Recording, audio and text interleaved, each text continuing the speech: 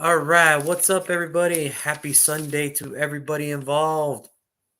It is your good old boy JR coming to you live from Las Vegas, Nevada. As always, I got my brother here with me from Houston, Texas, Brandon Janot. Brandon, what's going on, my man? I'm good. How about you, man? It's going good. How's your Sunday? How's your Sunday? It's okay, I guess. So today we're gonna do two teams today, so that way we could try to play catch up and everything that's been going on.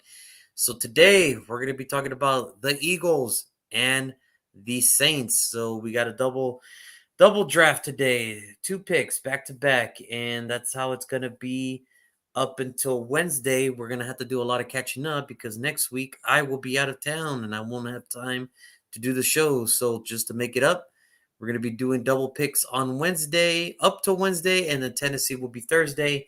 And then we will not be back until next Monday, but we'll get into that later. Brandon, you ready? Let's do it. All right, here they go. Next up on the clock, it is the Philadelphia Eagles. After a 9-8 season, which finished them to have the 12th best offense and the 18th best defense, I gotta say, I was very impressed.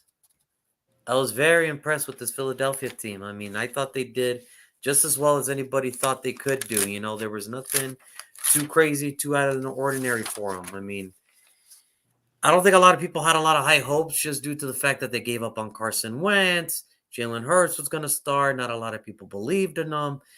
You know, they really didn't have that much of a good team. Everybody there is kind of a little bit older already. So they just kind of figured, all right, well, I don't think they're going to do much. And sure enough, they did it.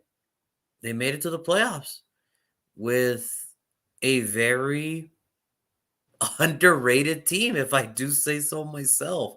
I mean, they just really put it all together, however you want to describe it. They really put it all together with new rookie head coach Nick Sarceesi, however you say his name. And I just call him as Nick because the last name is just too much, I guess. But Next, you you know, go he ski, something like that. something like that. So that's Yeah. it's one of those things, and I got to give it up to him. The man, the man did his thing. And I think we could finally answer the question that every Philadelphia Eagles fan was asking: was it the Eagles or was it Carson Wentz? Carson Wentz. Okay. The Well, common denominator is Carson Wentz.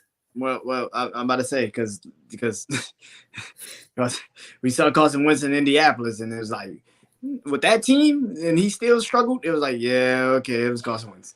Yeah, it's one of those things now where, and they're in a good position because they control the boards for as long as they want to. They're just they just have that kind of draft capital and everything, and then with the cap space that they have, I thought it went really well for him. I just there's nothing for me other than say amazing with the team that he had to be a wild card team.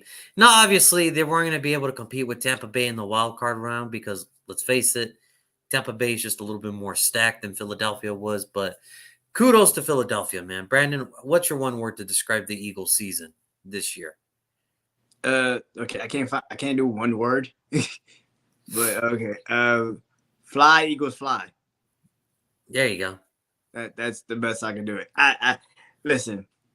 Did we all, like you said, did we expect the Eagles to get in the playoffs? Hell no. Especially at the beginning of the season when they barely knew what their offense was.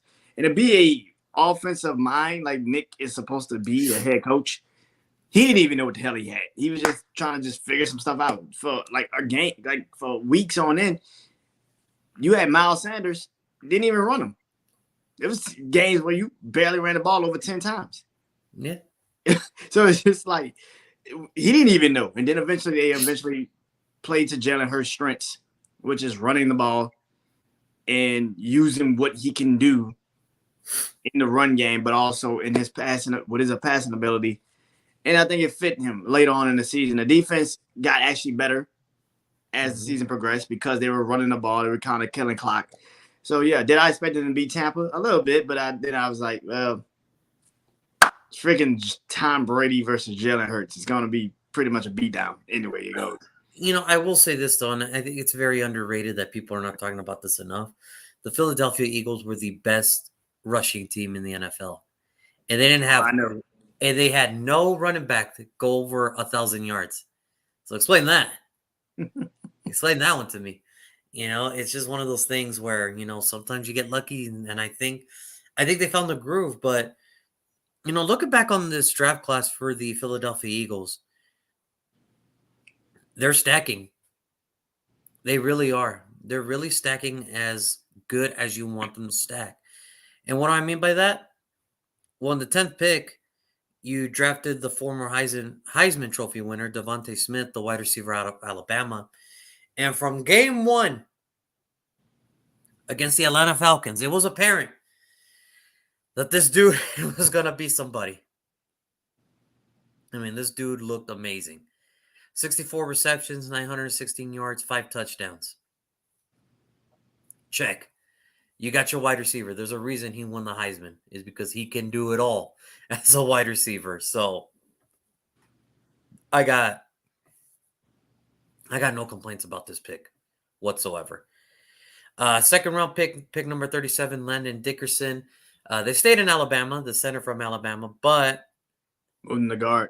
they moved him to left guard, and it proved to be one of the best decisions they ever did for him.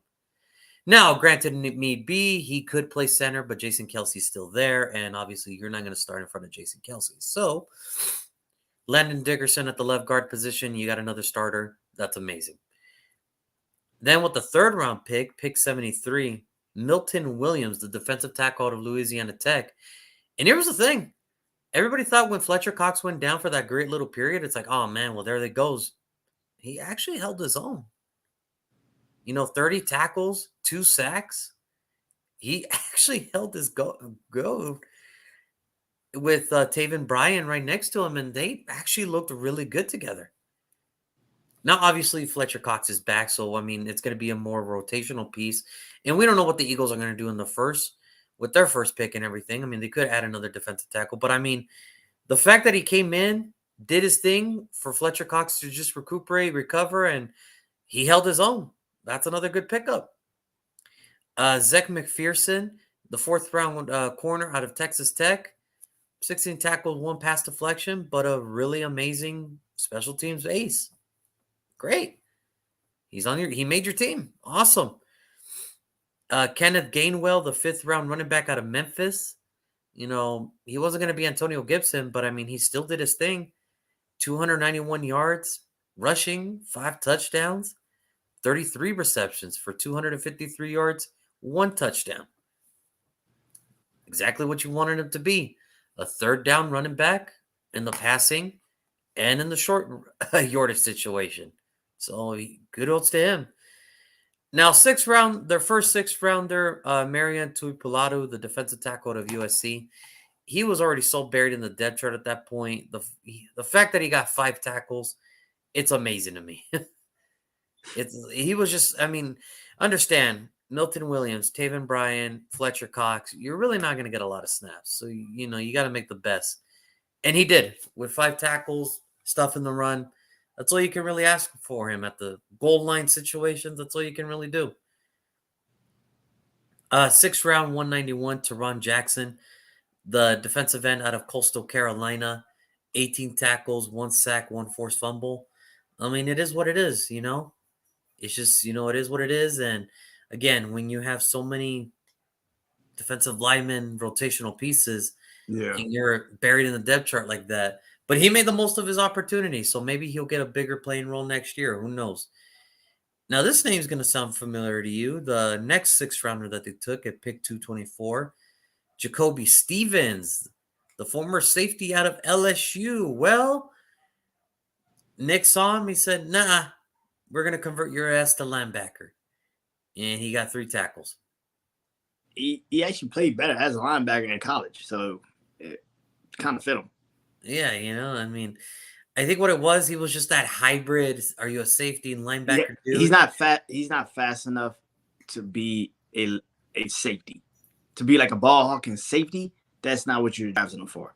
So to convert him to a linebacker situation, fit him back perfectly because that's exactly what the hell he was. And the fact that, but the thing is, he could be an emergency safety, God forbid. I mean, it would have to be a real emergency situation, but at least you can have him for that deal. And then lastly, their last pick, which I thought was a steal in the 7th round, Patrick Johnson, the linebacker out of Tulane. The fact that he got 17 tackles and then a bunch of other, stats on special teams, just, with the speed that he had, that's a very good steal for the Philadelphia Eagles. I'm going to give this draft class an A. I mean, honestly, I'm going to give it an A. You got some starters, you got some nice rotational pieces. Your special teams was incredible. Your defense was amazing. I mean, as you said, it later on in the year, and then you did amazing on offense. Who am I to say that the Eagles can't compete against the Cowboys next year for that division? They have another amazing draft class like this. Who's to say they can't? Who's to say they can't? But, as we mentioned, their season ended against the Buccaneers, and there was a point in the time people were really questioning, were the Eagles committed to Jalen Hurts? Oh, you mean now? Oh, you mean now? You mean still right now, today? Right now? Oh, I mean back then. In this present time? No, I'm talking about back then when they were drafting. Like, I don't know if they're really committed to Jalen. You mean all the people on ESPN when they come to the Eagles, they say, well, they can still drive a quarterback. I mean, are you really committed to Jalen Hurts? It's like, really? Is this even a question right now? Oh, here comes off the top media. We winning the division next year. I mean, yeah, we'll get to Washington here in a bit. I mean, we already went to Washington, and it's just, I can understand. Mike, what's going on, man? You know what? Here comes Mike with the hot take. I don't think they are at this moment. You know what? I think they are committed to Jalen Hurts. I think they're going to keep trying to build everything to make this team better. And listen, your team's not going to break the bank. It's not going to falter if a second-round quarterback don't work. Here's the thing. I think the Eagles are committed to Jalen Hurts. I think the rest of the damn people aren't. I think the media and everybody is trying to find a way to not get them committed to him because, listen, man, the man is actually a really good quarterback. Like I said, you had to put him in the right situation, just like every quarterback. You can't just throw somebody in you can't throw Tom Brady with that Eagles team from last year and say win. No, you got to convert the offense to what he's good at. Yeah. And I think that's what took them so long. Now, if they are ready this season right out the gate, we shall see. I don't know. We shall see. But if they start the season like they ended it last year, just winning like 6-7 games straight, that's a different conversation. It's a way different conversation. Because I'm going to put it to you like this. I mean, I'm glad we caught the Eagles early in Vegas. You got them early. I got them late. I'm glad we got them early when they were still trying to figure their stuff up. And off the top, it's Jack's Wild Sports Show, man. But I'm glad. And Mike, there's a reason why. When you're the number one running team in the NFL, I would want to run the ball all the damn time too. Why? I mean, why go away from your biggest strength? Listen, but understand this. They were down in the dumps, and then there was this one post, media session where Nick Sosarski was out there, and he's like, it's all about, gardening. It's all about planting the seeds. And once they planted that seed, it was off to the races, my man. By the way, the team that actually beat them is actually the team that got them started. Yeah. So go back and watch that Tampa Bay game in Philly Thursday night. That Philly team, they looked like they had something. They finally looked like they figured it out, that game. Yeah. And they went on a run after that. And I think Jalen Hurts is going to get better. I think he's done enough to show hey, maybe we can just keep improving on him. Now, granted, you're always going to have to run the ball and everything. And if that's their biggest strength, then screw it. Who's to say why not use the strength? But after, meeting Tampa Bay, that's a different animal. That was just a different animal for the Eagles at that point. Yeah. Understand this. The Eagles made the playoffs because of one, not because of skill or anything. Like they got there because of one, they handled their stuff, they caught some breaks, and they were just, in the right place at the right time. They got hot at the right time. And sometimes that's all you need. Now, moving forward, I expect the Eagles to keep getting better and better, which if they keep drafting like this, I think they should. I think they will. You keep getting your starters early, you keep getting your depth pieces later. I mean, that's all you can ask for. I woke up and drank my Eagle Haterade this morning. Oh, Mike. But alas, there was some unfortunate departures that the Eagles had to suffer, once the playoff season started and once the offseason started. Hassan Ridgeway, the defensive tackle, he's now going to be heading to San Francisco. That was a big loss. The Eagles were the Eagles lucky we started getting injured. You know what? You know what, Timo? Yeah, I can see what you mean. It was just an unfortunate. It was just an unfortunate thing because in that I don't think the defense played up to the standards what I thought the Washington defense was going to play. I mean, you're right. I mean, that COVID, the COVID protocol, no joke, man. That COVID protocol was no joke, Timo. But Gernard Avery, he's now heading to Pittsburgh to keep blistering that freaking Pittsburgh defense. Alex Singleton, a very underrated linebacker for the Eagles last year, he's now going to be heading to Denver to keep upgrading that defense. And Rodney McLeod, I guess I would call him the lovable safety because it's like, you know what? He's a really cool dude and he's a really cool safety. He's just very underrated because, he plays for Philadelphia and he doesn't really like run his mouth or anything. He just plays his freaking game. You know what I mean? He really doesn't. He doesn't act like a free safety. He doesn't have the showmanship of free safety. But he's a really good safety, and I think Indianapolis got a steal here. They got a really good veteran here. Now, however, on the flip side to that, the Philadelphia Eagles didn't really have that big of a rival, but the names that they brought in, they actually handled their stuff, man. Zach Pascal, the wide receiver of Indianapolis, hey, he's not a number, he's a solid two. He could be your solid two, man. And I think that's what Philadelphia needs. They need a solid two. Jalen Rager ain't going to be anything other than a slot number 4 option with some kick returning ability. And JJ Arcega-Whiteside is the biggest mistake in the second round that's ever happened. I think he will. I think it's just going to elevate his game. If they just keep protecting him and the offense just keeps clicking, I think he will take that next step. Now, Kazir White, the linebacker out of the Chargers, he's not going to be heading to Philadelphia. Again, another underrated pickup. And then they bring their homegrown player back, Hassan Reddick, the former Temple linebacker. He's heading home. He's heading home, man, and he's going to be Russian now for that Philadelphia Eagles team. And you know what? Hassan Reddick, man, I mean, 2 years into his career, people were already calling him a bust by his fourth year, and where he got drafted and then he did his thing in Carolina. I mean, people aren't calling him a bust anymore. Now you put him on that Eagles squad. I mean, they need pass rushers. Well, you can't get anything better and cheaper at this rate than a Hassan Reddick.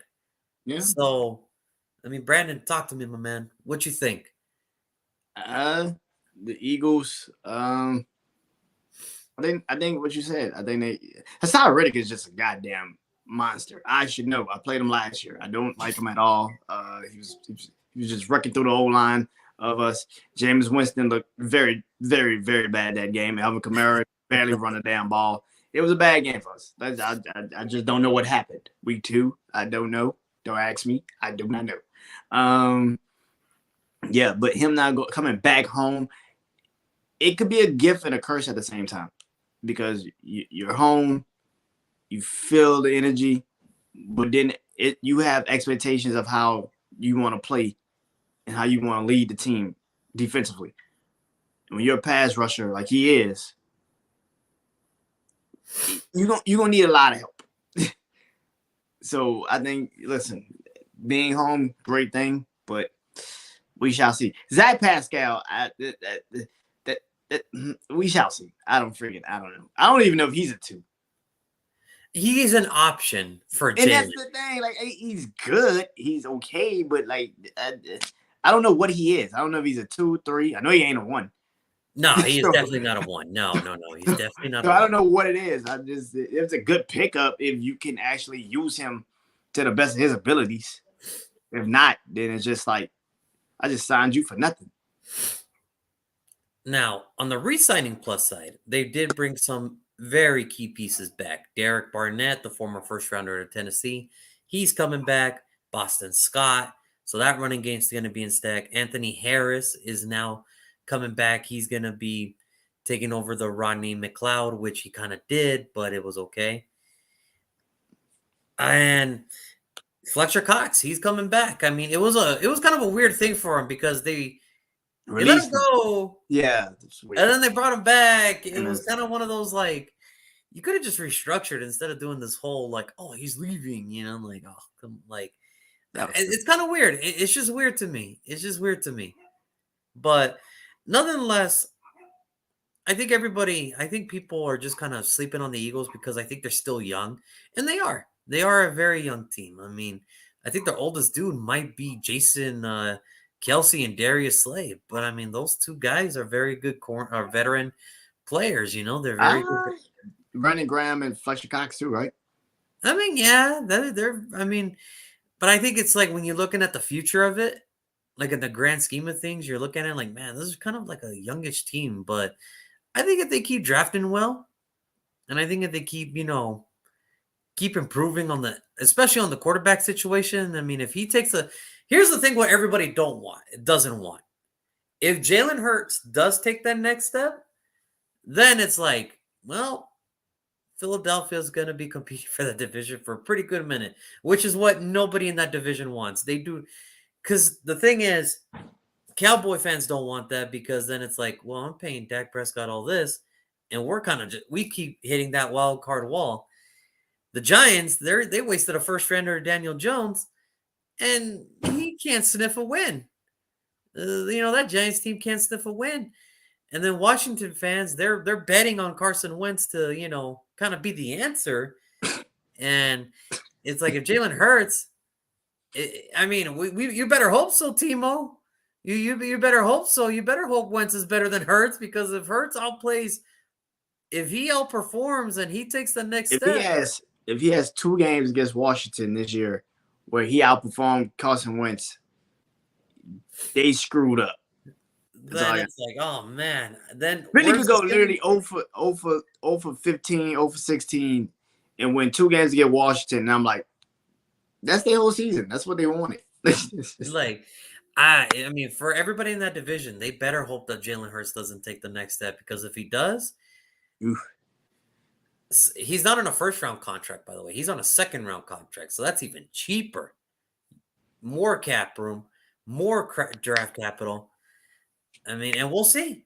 Yeah. We'll see. I can't wait. I mean, you missed the show a while ago when we did the whole Washington thing. I believe Wentz can turn the Washington Commanders around. I really do. I do not. I think he's. I do not. Because I don't think they're going to ask him to do much like they did in Indianapolis. They didn't ask him to do much in Indianapolis. What are you talking? I mean, look, he didn't have to do much, but I mean, you had Jonathan Taylor. You had an O-line. You had a defense. You're going to Washington now, where you got a better receiver in Terry McLaurin. I think it is. I'm holding out hope that he can return to that MVP form that he once had. But I think as I'm getting to that point, like halfway through the season, it's like, if Washington's just a bomb burner again, then it's like, oh man, it's the end of Carson Wentz's career if Tyler Heineke. And that's the thing, Timo. He didn't have a bad season statistically. It was just the fact on how the Colts as a whole just underperform. Like, understand the Colts had Phillip Rivers the year prior and they made it to the playoffs, and they're like, well, we got to get younger. So why not get a guy that's, younger and could do what Phillip Rivers did? In theory, that should have worked, but it just, when you lose to the Jaguars at the end of the year and you have to win that game, come on, man. And that's what I'm saying, Mike. It's statistically, he was not bad. He was a 4-1, almost a 4-1 touchdown to interception ratio. It's just Was the that games. because I think wait, the problem is the games we thought he could win, he didn't. And I think that's what's killer. and I was about to say that. Is it because Jonathan Taylor was so damn good that they had to stack the boxes Yeah. for Carson Wentz to get going? Yeah. All right, then. That's all I gotta say. I mean, think about it. I'm just saying. Jonathan Taylor. I mean, Timo, what about this? They lost to the Raiders, dude, who previously lost 5 in a row. You telling me you can't beat that team? Like, you lost to the Raiders that at that point were like outside looking in the playoffs. Dead in the water. They had to win 4 in a row and still get some help to make the playoffs. You lose to the Jaguars. You lose to the Raiders. You barely get away from Houston. If it wasn't for Jonathan Taylor on a Saturday night, if Jonathan Taylor was out, New England would have beat you. Because Jonathan Taylor had like a 200-yard rushing game. Yeah. So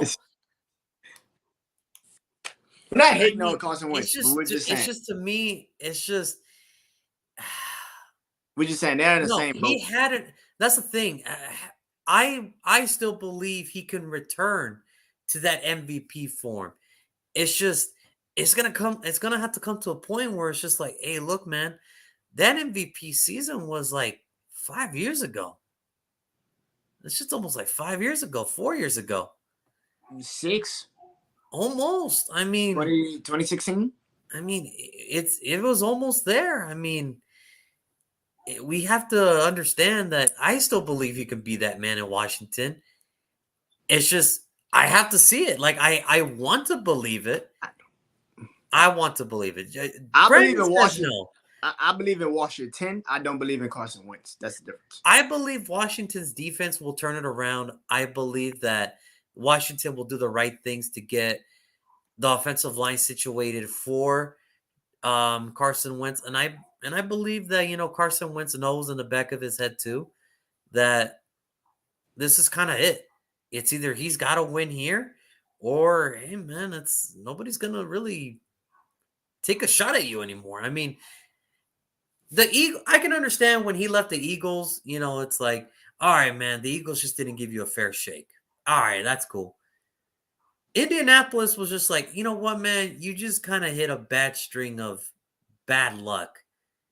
I mean, I get it. You lose to the 2 teams you're not supposed to, and almost 3 that you're not supposed to lose to. Now you get to Washington. It's like, okay, man, 3rd time's the charm. After that, if he fails here, then it's like, hey, look, man. They chose. Listen, this is gonna be the craziest thing. If Jalen Hurts and Doug Peterson both have good seasons, and Carson Wentz is just okay, that's all I need to know. It was always Carson Wentz. Yeah, it's like, because Doug Peterson. And I think that's another key thing. But I mean, you know how football is, Timo. It's you can't predict injuries. It's like we can only hope they don't get injured. I mean, and that's the thing. I hate the injuries part, man, because it's like, man, if they were just healthy, it would have been cool to see. But it's just what it is, man. It's just what it is. It's a physical sport, man. It happens all the time. It happens to everybody. It's just, man, I just wait for Washington. I wish the injuries didn't pile up for them last year because I think it would have been cool to see. But here we go, Brandon, for the Philadelphia Eagles. I think they're on the road to. Yeah, I get it. It's a tough deal when it comes to Wentz. but I don't know. I mean, only he can speak on that situation. We can listen to the others talk about the what type of quarterback he is in the locker room, but it's up to him to see how he wants to play that. But all right, Brandon, pick number 18. The Eagles are on the clock. All right, Brandon, what's the name the commissioner is going to read for that Philadelphia Eagles team? All right. So for pick number 18, the Philadelphia Eagles will select Jahan Dotson, Yes. wide receiver for Penn State. Okay, yeah, there you go. Jahan. Not Jahan, Jahan Dotson. Yes, there you go. Dotson from wide receiver Penn State. There you go. Listen, they are the only team that I've really actually seen that like draft from their own college. Yeah, they like stay in house. And I'm the only one that realized that. Like Miles Sanders, they love Penn State players. I don't know what it is, but they love Penn State. And players. it's not even. I mean, it's everybody. It's like even Penn University if they had to. It's like if you're in a Philadelphia college, chances are you're going to play for the Eagles. I mean, you just said it. Yeah. Where did Hassan Riddick play? Temple. So it's just like, I mean, come on, man. It's like I think they're gonna draft him. I think that listen, they need a possession receiver. That's what they don't have, and I think that's what they try to get in Zach Pascal. But they really, it's like kind of maybe in a sense. We already know Devontae Smith could speed past every single soul on the football field, but you need a possession receiver. You need somebody that can just stay in the zone, catch the ball. That's what Zach Ertz used to be, but he's not there anymore. So I think that they need that, and I think Dotson can actually do that. I think he's actually a really good receiver in Penn State. From Penn State, he has speed. Don't get it twisted. He has speed, but he also can just stay in the zone. He's what 6'2", 6'3", something like that. 6'3", 6'3", yeah. So, and he's about 200. So 200 pounds. So he can fit that mode. I think if Jalen Hurts has also a possession receiver, he doesn't always have to look so far down the field to get possessions. Yeah. So I think if you have a possession receiver and you still got Dallas Goedert, you still got Devontae Smith, you still got Miles Sanders, I think that fits them. They need a receiver. God knows they need a receiver. Yeah. And we got a question from Timo. What do y'all think about Devontae Smith? I think he did what he had to do. I think he did exactly what you expected him to do. Make the tough catches. Thumbs down. You're getting thumbs down, Brandon, for that pick, man. It's a thumbs down. But you know what? For Devontae Smith, I will say this. There's a reason he won the Heisman. Look, Dotson 5'11". Yes, wait a minute. You said Dotson, right? Mm-hmm. Okay, I know the other Penn receiver you're talking about. Yeah, so Dotson is 5'11". But I will say about Devontae Smith, I think he's good. I think he's going to be exactly what everybody expected him to be. A number one, and has incredible route running, and is only going to get better as the years go on.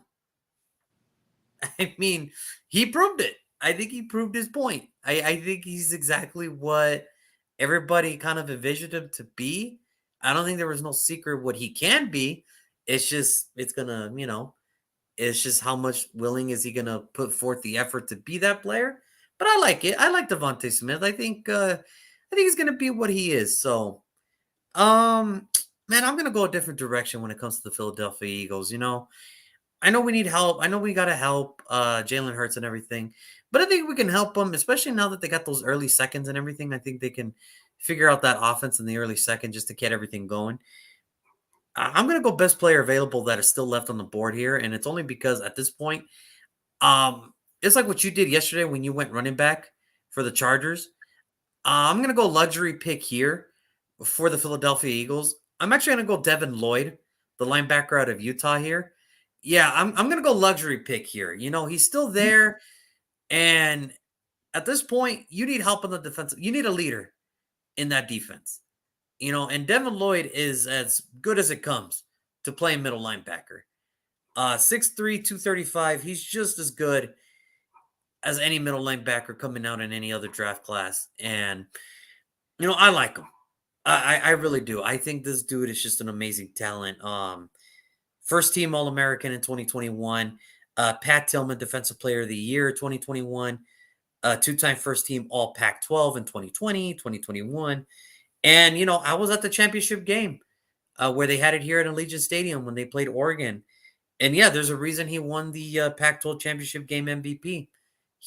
That dude was just all over the field, sacking, interception, tackling, stuffing, the run.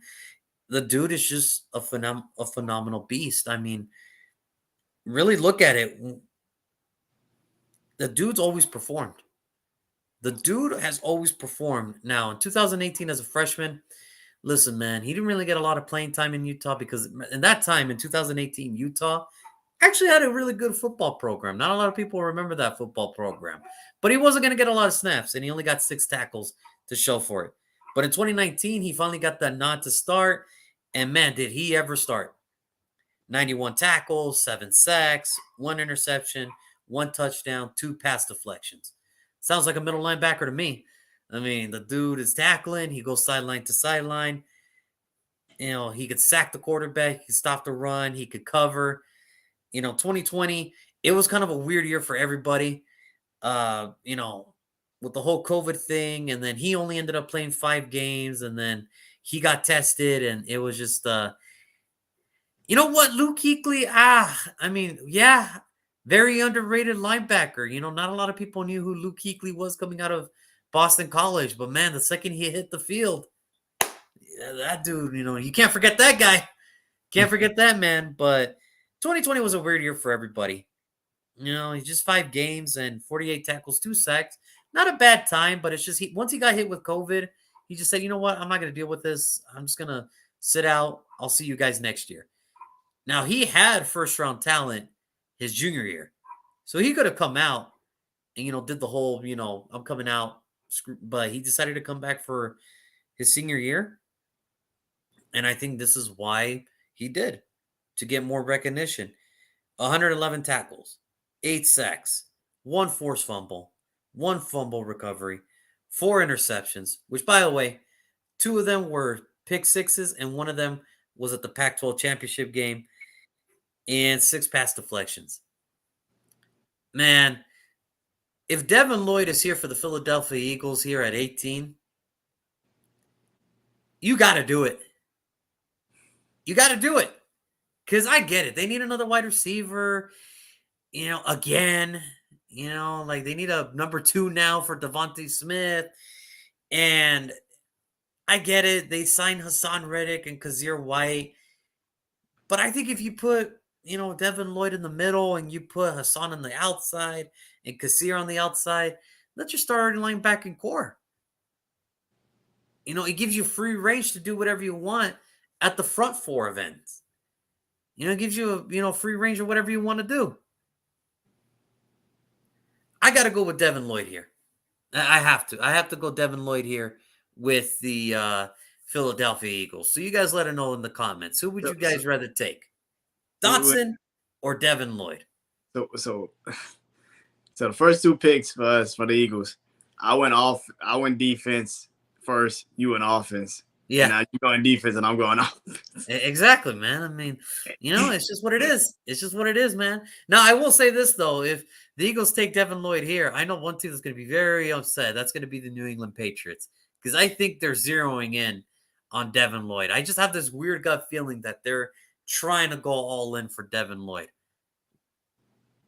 The Patriots, is the 21st pick? 21st. So I'm just saying, I mean, if he's there. Ooh, why would you do that to the Patriots? I'm just saying, man. It's just.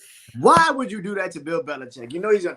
You know what? I think I just have this gut feeling that the Patriots are going to do something crazy, and they're gonna go for it. I think they're gonna go for Devin Lloyd. I just have the weird feeling that Devin Lloyd's gonna be a Patriot after the end of night 1.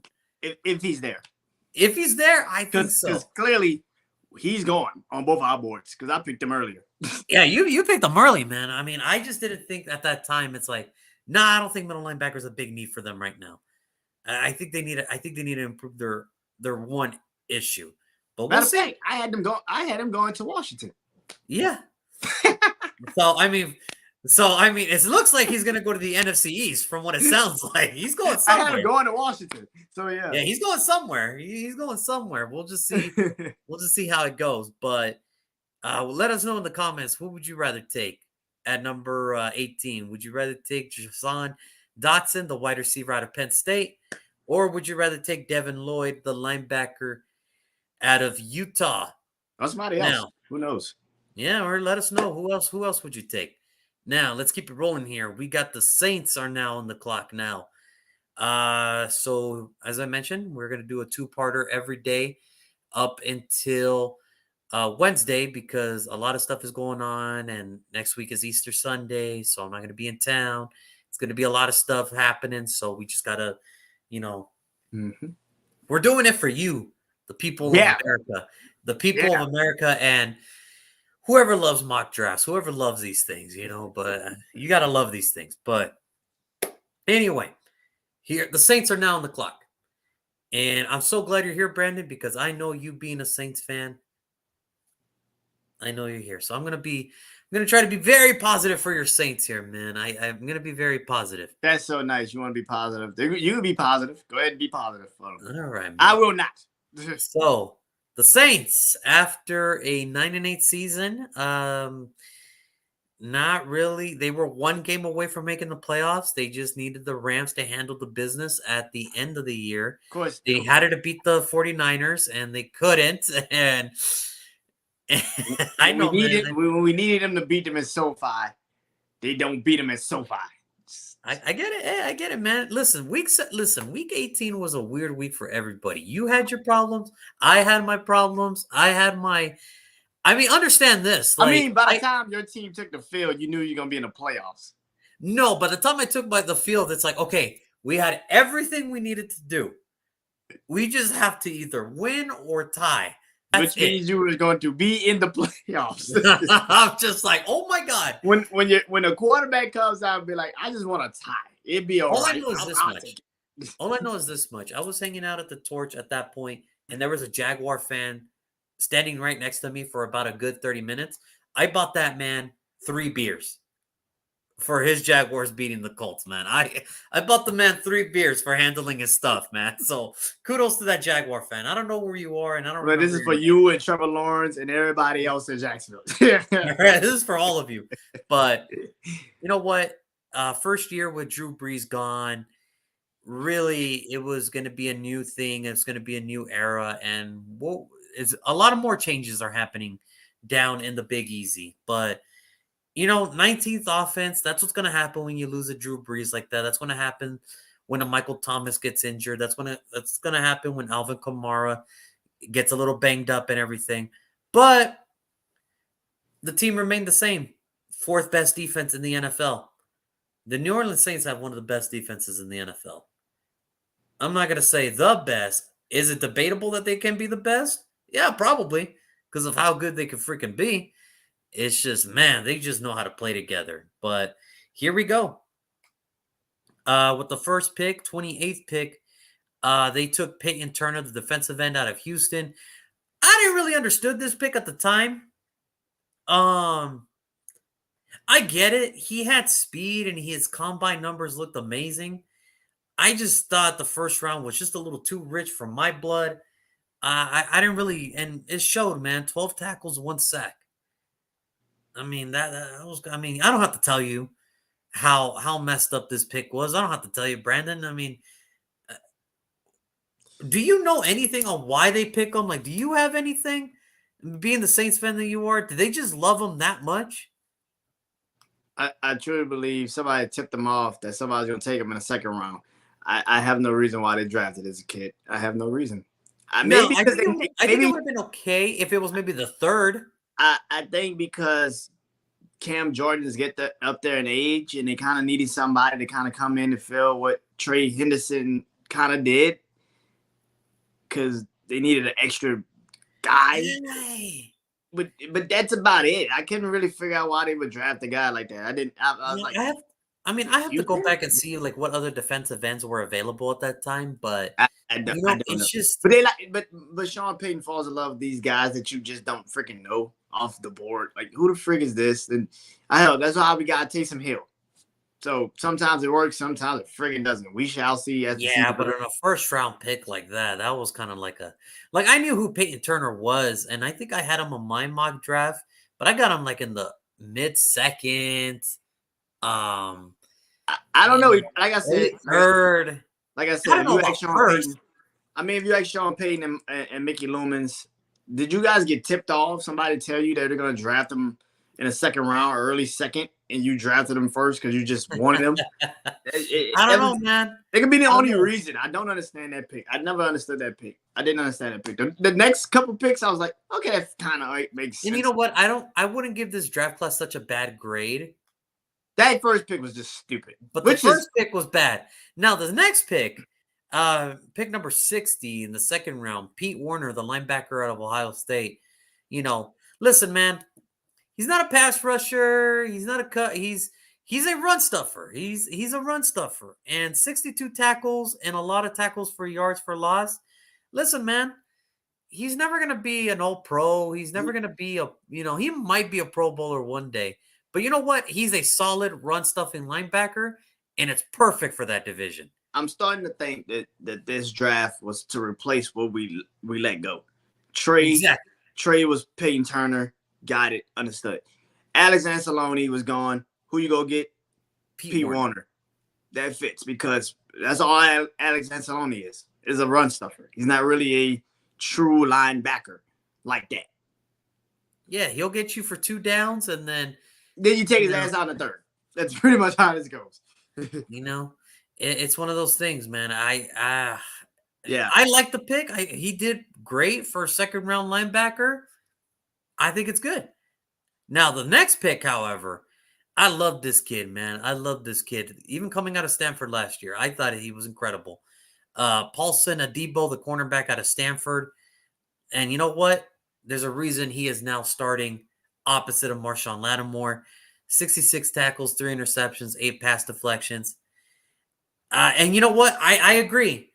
Anzalone was never a true middle linebacker. He was never a true Mike. I think he's more of an outside, linebacker, 2 down, stop the run. Who the Jets picking, or are they trading? Freedom Mover. We already did the Jets a little while ago, but we are going to do a super mock draft show. So if you want to tune in 2 Sundays from now, that's when we'll do it. That's when we'll pick the Jets again. But yeah, I agree, Mike. Anzalone was never a true Mike. Good player, but again, he's just another Pete Werner. Good player, and he'll get you 2 downs, and then that's it. And then we're done. Look at Detroit. Look at Detroit last year when they needed to stop the run, they put him in the game. But when they had to do pass coverage, he's not that guy. Yeah. And I think that's why they brought Jarrod Davis back. I think they brought him back like, hey, man, we just need you for the 3rd down, cover, get in zone, drop in coverage, do your thing. Now, to go back to the Paulson Adebo pick, look, I thought he was good coming out of Stanford. I didn't think he was going to be a starter in that defense immediately, but it was quite apparent really quick that, yeah, he's a starter. He's a starting quarterback in the NFL. I think he got off slow, like a rookie does. He got off really slow. But as the season progresses, he's actually a really good goddamn corner. He's actually a really good goddamn corner. 6'2", I think, as a cornerback. You know what? I love him. I love the kid. Yeah, it's hard to find. Even in last year's mock drafts and everything, I didn't have him going in the 1st. Now, I was kind of hoping the Raiders can probably take him there, maybe like in the 3rd. If he kind of slipped a little bit, but the Saints kind of, I think, traded up to get that pick. And when they took him, I'm like, son of a bitch. Maybe they know something I don't. And he's learning from a Marshawn Lattimore, who's really not a speed corner, but he's a shut you down corner. Exactly. So I think that's pretty much what he is. I think for Adebo, for Paulson Adebo, I think it worked out better for him going to New Orleans because I think he's learning his craft very well there. Yes. Now, the next pick, 4th rounder, pick 133, Ian Book, the quarterback out of Notre Dame. Listen, man, I'm not going to say anything bad about him because how he was thrown into that situation was just what it was. He didn't even get to practice with this team. Understand this. He didn't. And I need people to understand that. This is how messed up the COVID protocols were. He had to do virtual training with his wide receivers for the game on Monday night against the Miami Dolphins. It was listen, it The was as bad first as we the knew. first the first time he was with his receiver core was that Monday night game. Literally learning the plays and what the receivers could really physically do was Monday night that day. Yeah. Before a couple hours before the game, that was the first time he was with the receiving core in the O line. It's just like, come on. Like, hey, look, I get it, man. I get it. And here's the messed up part. Your best wide receiver is being covered up by Xavier Howard. I'm sorry, dude. Like, I'm sorry, bro. Like, you just got into a situation at that point where one, the Dolphins were swinging their way back, and two, it's just, dude, like the Saints were going through so much injuries and so much stuff at that time. It was like, hey, look, man, just do your best. I'm not gonna make any bad naming for Ian Book. I mean, yeah, the 2 interceptions kind of killed them, but it is what it is. I mean, at least now, hey, back up at best, and that's okay. And that's okay. Which I'm cool with. I think he could actually be better than Andy Dalton, to me personally. He could be the same. We'll see. Now, 6th-round pick, 206, Landon Young, the offensive tackle out of Kentucky. He is now the backup right tackle. And 7th-round pick, Mr. 255. He was one pick away from being Mr. Irrelevant. Kawan Baker, the wide receiver out of South Alabama. It's kind of messed up that his other partner in crime, Jalen Tolbert, might get drafted higher than him. But, it is what it is, man. Sometimes it just works out in your favor like that. But, yeah, he didn't suit up one game. He was just a healthy scratch. He made the roster, but he was just a healthy scratch. And it is what it is, And as I mentioned, no Drew Brees. So the season started with Jameis Winston. And, right away, he torched. And I'm sorry, Mike. I'm sorry that you're here, Mike. He got the Green Bay Packers in Week 1 in Jacksonville, man. It was kind of a weird thing to see Jameis Winston throwing 5 touchdowns, but then the next week he throws like 5 interceptions or something. So it's like, okay, there's the Jameis Winston. I know. He'll have one great game and then he'll have one terrible game and then he'll be even. I'm sorry, Mike. Hey, look, man, it was Week 1. Nobody remembers it except for us because we cover it, but nobody remembers that. Nobody will remember Jameis Winston, doing all that. But Brandon, go ahead, man. This is your team. I will. I know you will. This is your team, Brandon. So go ahead, man. Tell me what I need to know about the Saints. What happened to you guys? What happened? Injuries. Like always. Injuries. That O-line got banged up. Michael Thomas wasn't there. We barely had receivers. We actually had, how bad it is when you have to trade for a backup running back in the middle of the season. It's like we gotta get something fixed. So let's just go get Mark Ingram. it's like what the hell? Yeah, I think the defense was the defense. Cam Jordan, like I said, when we first did the first pick, he kind of took off late in the season, but he still got something done. I mean, we barely knew the quarterback situation after Jameis Winston went down. It was kind of bad. We didn't know if it was Trevor Siemian, Taysom Hill, or Ian Book. We just didn't know. I think that was kind of the way it went for us. And eventually we did fix it. And we could have made the playoffs, but at that time it was too damn late. It was already over. And I like a receiver core that we have. I like our linebacker core. Then I mean, you just had to hope that the Rams could hold a 17-point lead in the second half. What the hell was I thinking? The Rams at home, 17 points up. What the hell was I thinking? That they're just gonna just collapse to Jimmy Garoppolo. Yeah, I get it. That's a very tough situation. I mean, a lot of people lost a lot of money that day. Let me tell you. Oh my God, did we lose money? I mean, oh yeah. I mean, but you know what? I think it was just weird. I think it was just like when Drew Brees left, it was kind of like okay, this isn't bad because we still have Sean Payton. Now that the season's over and Sean Payton has officially retired and he's left the game. So he says. You know what? You throw air quotes too, and I'm kind of on the same boat as you. Like, give him a year. So he says for now. Until Dallas fires Mike McCarthy. And then, oh my God, wait, Sean Payton's the head coach of Dallas. Which is something that he always wanted to do, which is something that he's always wanted personally. Which, you know what? Listen, man, at this point of how his career has went, give him Dallas. Give him Dallas. It's fine. Give him Dallas because you know what? He didn't get the Raiders job, and not a lot of people remember that. He did interview for that Raiders job, and he didn't get it at the time. We gave it to Norv Turner instead. And then, he Thank y'all for that, applied. by the way. Thank y'all for Huh? that, by the way. Yeah, you guys are welcome, man. Of course, my demise is always your pleasure, man. Of course, Brandon, you're fine. It's perfectly fine. And then he goes to Dallas, where he was, and people forget this. He was an amazing offensive coordinator.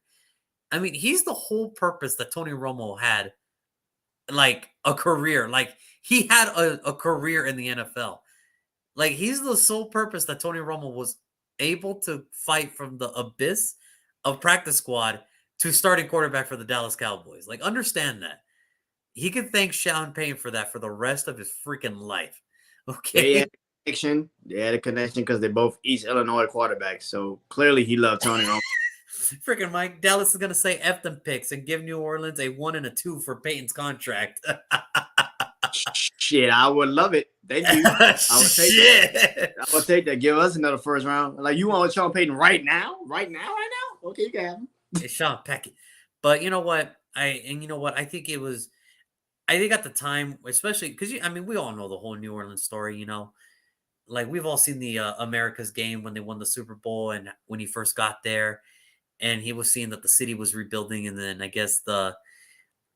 somebody took a wrong turn and they showed him still the path of destruction, and he's like, "All right, let me just drop you off at the airport so you can go get the." I think it was the Miami job. I think the Miami job is what he was also going for too. Drew Brees. But Miami said, "No, we're gonna go with Nick Saban instead," and Yeah. I guess he said, "No, I'm gonna stay here and I'm gonna just be the head coach of New Orleans." And the very first move he did was bring in Drew Brees, and at that time, people didn't even think Drew Brees had anything left because of his whole shoulder injury and how devastating it was, and that they missed out on Dante Culpepper, and then Miami's like, "Oh my god!" Like Miami stole, they got Nick Saban and Dante Culpepper.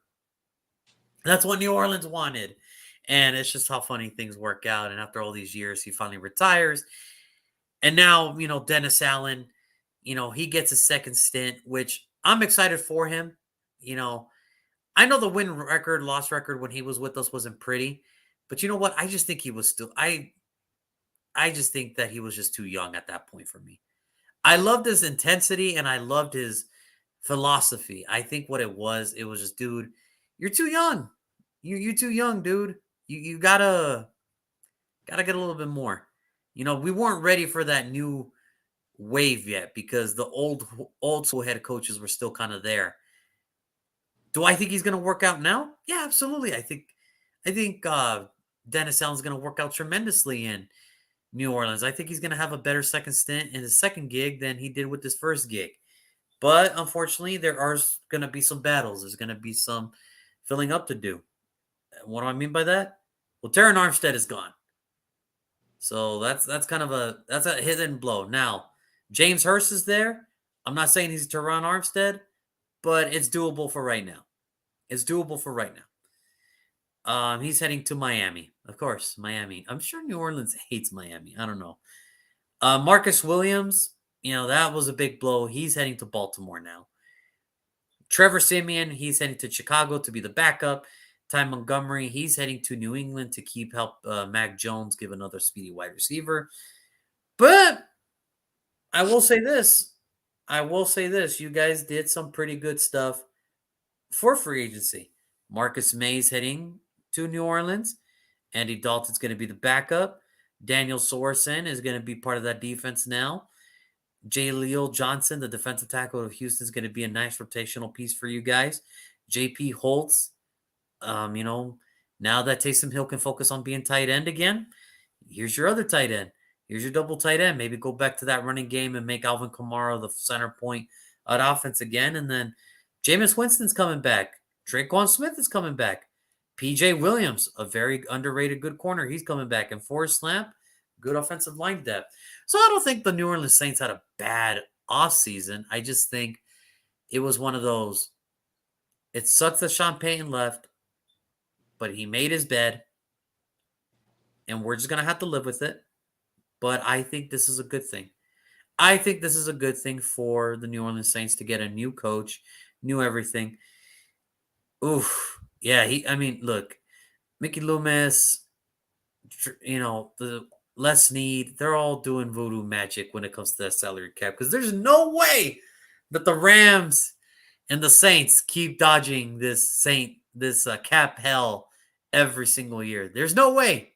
There's no way you guys keep doing this. But Brandon, go ahead, man. This is your team. Let me have the final word, man. Give me your final words about the Saints team.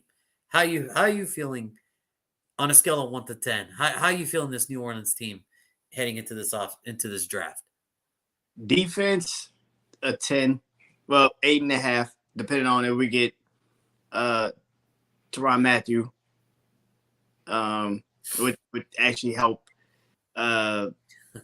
With a lot of help, would help a lot. Offensively, we shall see. So about a 3. We shall see. I don't know. We shall see. I mean, we still got Carmichael, who's going to now be the offensive coordinator. We brought in a lot of great defensive help with the coaching staff. But offensively, offensive line, that's been our strength for as long as we've pretty much been the Saints O-line, which a lot of people forget. Our O-line's been very damn decent. Then last year happened, a lot of injuries, and we couldn't sustain it. So hopefully we shall see what this O-line looks like, and we need receiver depth like son of a bitch. So that's why I went with Chris Olave, the first pick for the Saints earlier, because I think we just need receiver depth. Like it's just that he's the best player on the board, and he's the person that we need, and it helps our receiver depth. So, but yeah, we shall see. I don't know, man. I'm just like you. I don't know because I've watched this team since I was a kid, since I was a boy. This is the only team I've ever known. So it's kind of hard to be like, we shall see. I'm like you with the Raiders. It's just, I don't know. It's a damn season kickoff. What the hell the team's gonna look like? Because it's like I know them so much. It's like we shall see when the damn season kickoff. I don't know. I think they're gonna have early struggles. I think like they did last year. They will. It's the and Saints. Then they're gonna pick it up, and then here's my thing though, and I think this is where it's really like I'm really upset about with the Saints. Like you beat the Buccaneers twice, man. You beat them twice. You shut them up twice. Like you didn't even just beat them up. You beat that ass. Like it was, man. Like we beat the Tampa Bay Buccaneers with no Jameis Winston, barely Taysom Hill, no Sean Payton, and we shut them out. That's the first time in Tom Brady's career he's ever been shut out in a game at home.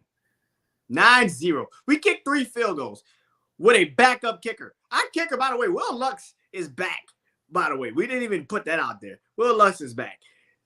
And we beat them just kicking the freaking football in the goalpost 3 times.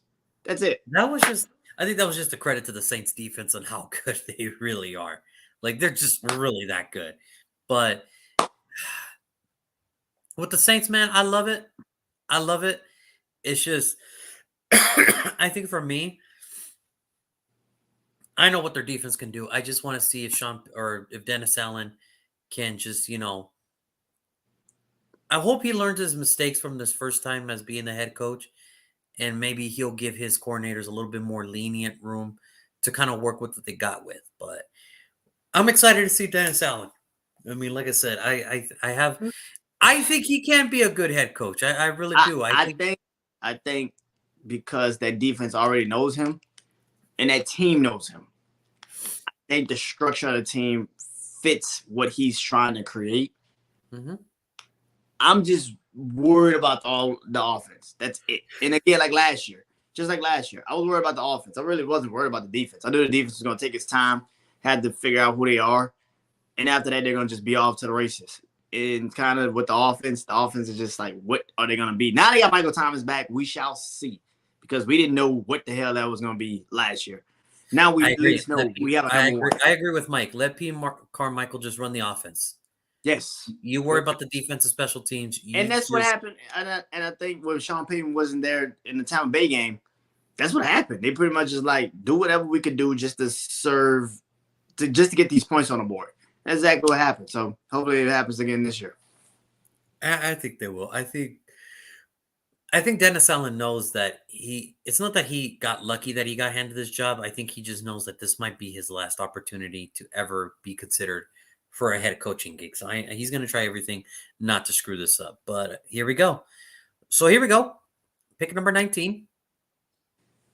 And it's time. So Brandon, here comes Roger Goodell. What name is Roger Goodell going to be saying pick number 19? Okay, God. Okay. Okay, God. So for pick number 19, the New Orleans Saints will draft Trevor Pinion, offensive lineman for Iowa. Mm-hmm. I think they're gonna draft him. I think they need. Listen, like you said, Hurst is good, but you need to freaking get that O line fixed. And even if it's depth, you just need depth. You need something. And I think being with the consistent center, best center in the draft, he clearly has something because clearly everybody's got him also in the first round. So yeah, I mean, I get it. Trevor Pinion, he's an amazing offensive tackle. and does he fit the left side of the left side of the line? We shall see. But that's what this damn team needs. They need a tackle.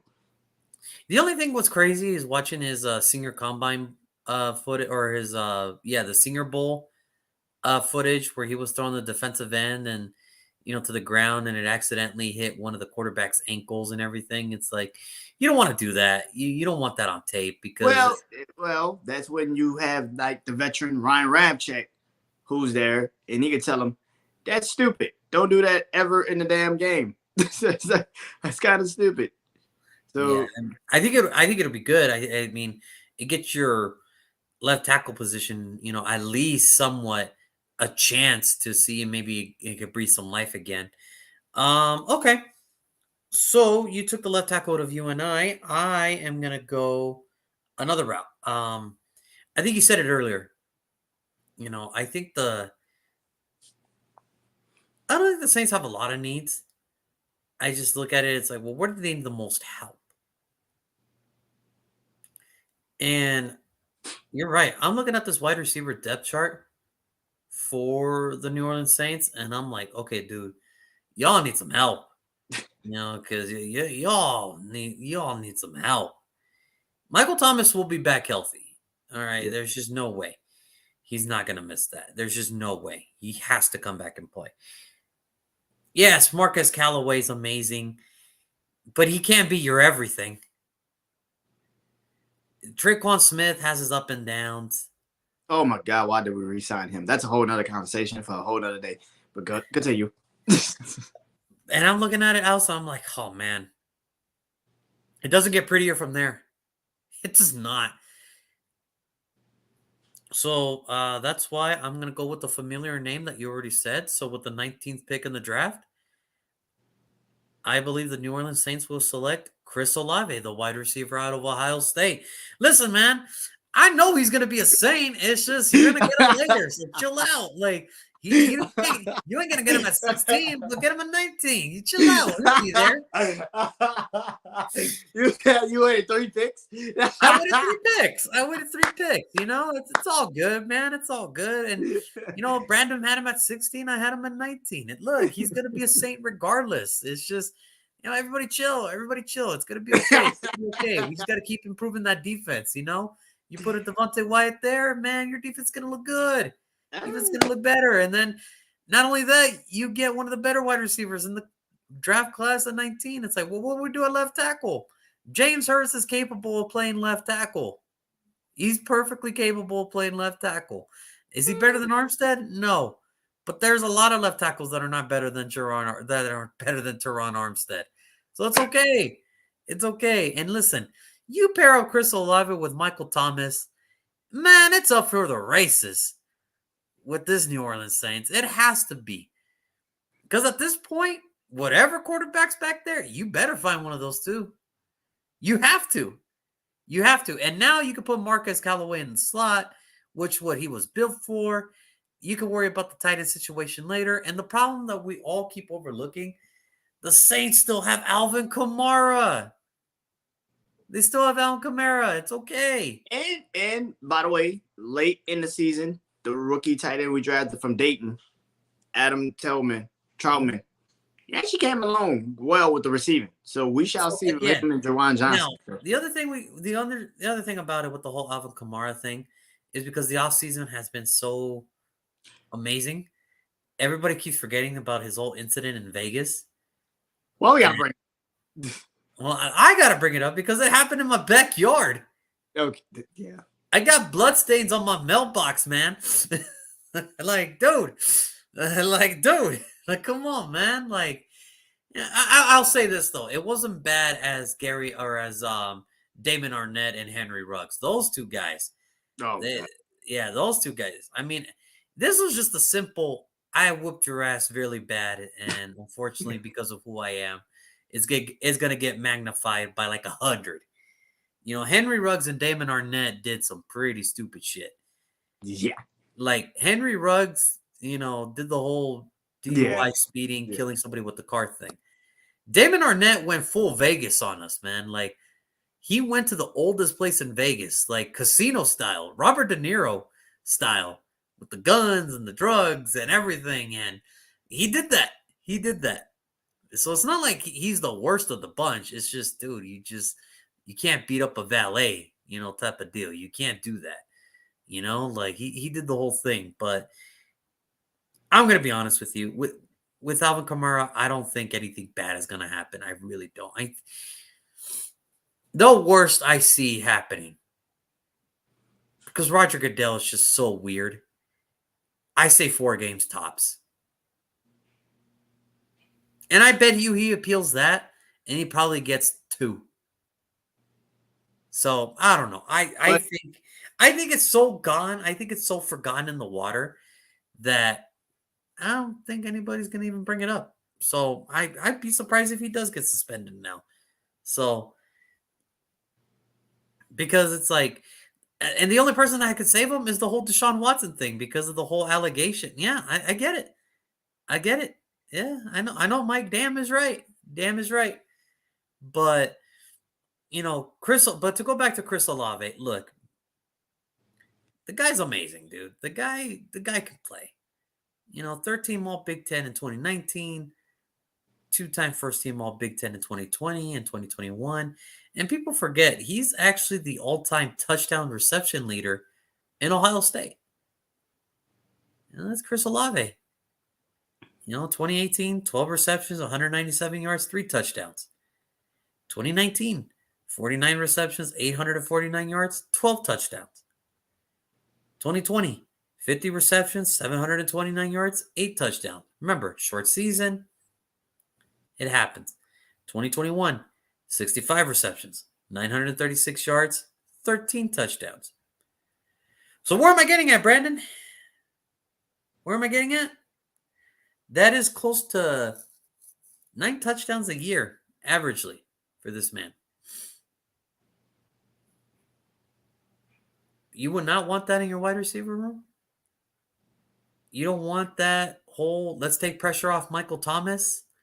Clearly, I do because I drafted him 3 picks for you.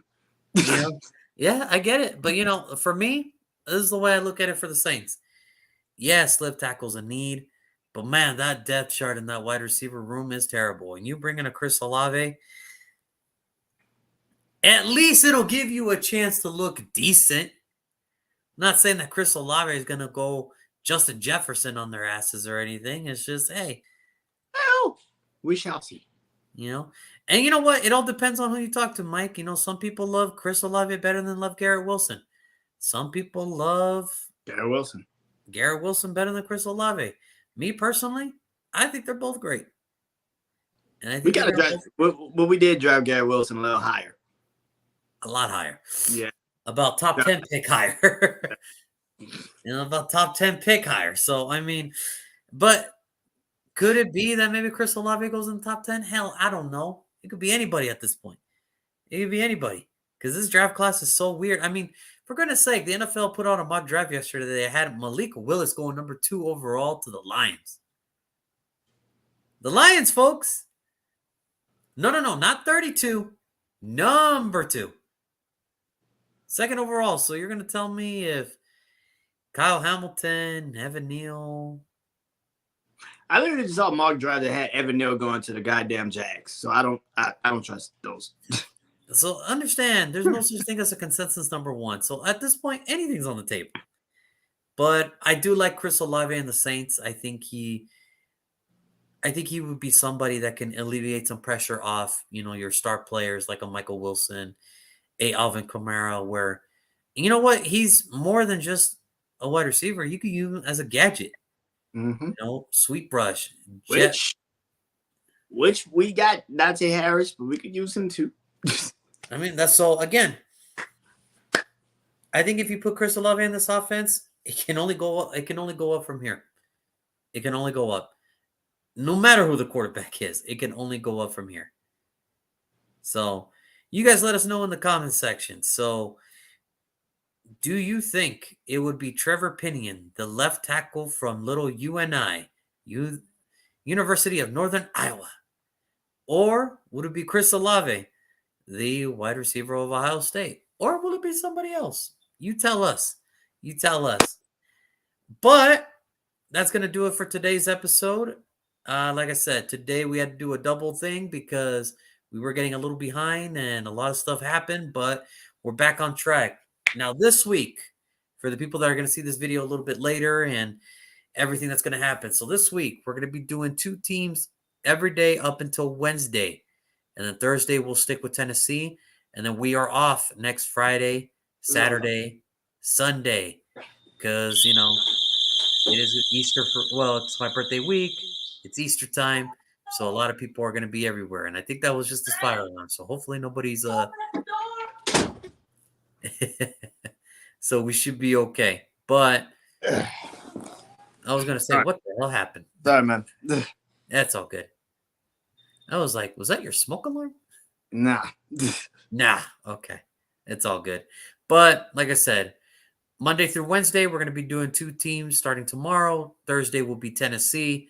Friday, Saturday, Sunday, we are off because I will be out of town and it's also Easter week. So go enjoy time with your family. Don't worry about us. We're nobody. And then we'll be back to our normal programming the following Monday. And then Saturday will be our last, next Saturday will be our last show. We only got a couple more weeks of this. And then April 24th, mark it on your calendars. It's our super mock draft show where it would be me, Brandon, and a couple other guests. We will be doing a mock draft for picks 1 through 32, our final mock draft, everybody. And after that, it's draft week. It's draft week. Mike, we love you too, man. We love you for the support. Tell your friends about us if they want a good laugh. Tell them to subscribe, hit our channel for a good laugh and everything. And as always, so tomorrow on the clock, we have 2 teams. We have number 20, the Pittsburgh Steelers, and number 21, the New England Patriots. 2 teams that, just, they're just there, man. Pittsburgh's happy to be here, and New England found their quarterback. Great. He ain't no Josh Allen, but he all right. I mean, he ain't Josh Allen, but he all right. He good. He's a good thrower, he'll be somebody. He'll be somebody. And you know what? Say what you want about Mac Jones. It is what it is. So we shall see. But those 2 teams are on the clock for tomorrow. And we will go from there. And then, Mike, good news for you. Your Packers are on the clock Tuesday. We're going to talk about the Raiders, unfortunately, but we will get you on the show for all Packers on that day when it's just the Packers. So we'll get you in. Other than that, thank you guys for the awesome support. Until then, I am your good old boy, JR. That is my buddy Brandon there from Houston, Texas. We will see you guys tomorrow. Until then, take care. See ya.